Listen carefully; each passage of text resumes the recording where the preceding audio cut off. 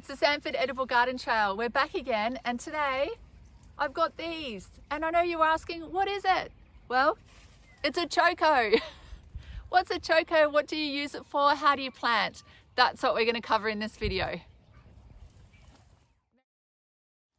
Thank you for having us here at your place. That's a pleasure. We've got a Choko vine here growing along this fence. It's mostly died back now. What are we in now? We're in June, so it's winter here in the subtropics. It's dying back and the Chokos are falling on the ground. And can you run me through, for somebody who's never had a Choko vine, how would they plant it, first of all? Show us.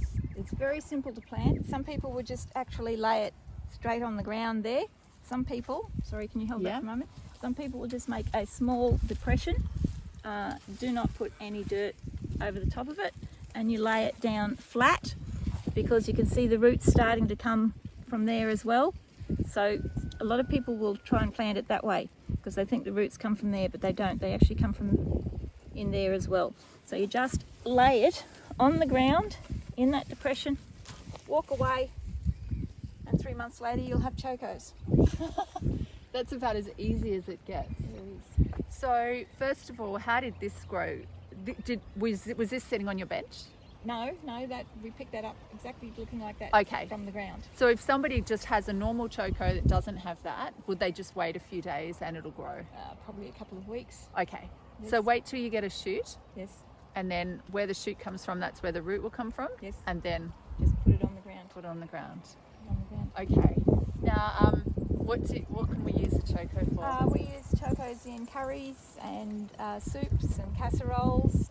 We have been known to put them in the microwave for a couple of moments and slice them up and do them in egg and breadcrumb and fry them, which is quite yum. You can make Choko relish, Choko chips, slice them up like potato chips and put them in the oven, or And roast them. Okay. Yeah, or traditionally they're used boiled up and cooked up with other vegetables and made a white sauce and cheese sauce in the oven. And so you cook them up, put the white sauce over the top, put cheese over the top of that, and put them in the oven and let them do that way.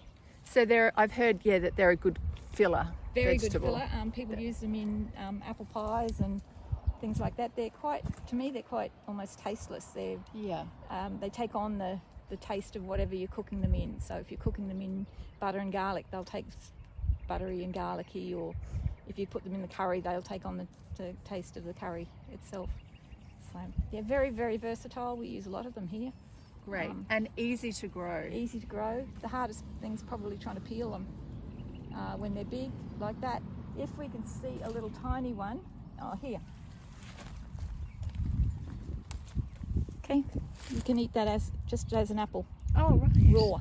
Pick it straight off the vine and eat it like an apple. And then otherwise, when they're bigger like this, what do you peel? Do you Peel. cut it? Or how do you... That one I would peel because it's a little bit rough. This one here that's got much more of a softer. I can boil if I'm boiling it up. I'll leave the skins on them. Oh, you'll leave the skin on. The skin on okay. them. Yep. But There's one otherwise on the peel. vine already. Can you see it starting to? Already starting to shoot. Already starting to shoot. There is a white one, but the white ones are a lot more less cold tolerant, so they've actually died down now as well. Okay. So the Choko, I think it's a case of bring back the Choko. It used to be around for a lot of people knew about Chokos, I think. Yeah. I remember my mum and my grandparents talking about Chokos, and I think they'd fallen out of flavour for many years, but I think so, but I think it's time to bring it back. Yep. And with the backyard growing revolution, we need food that's really easy to grow, and perfect place to do it is along your fence line. So thank you, Marianne. And I think the message is grab a Choko today and put it not in the ground but on the ground. Thank you.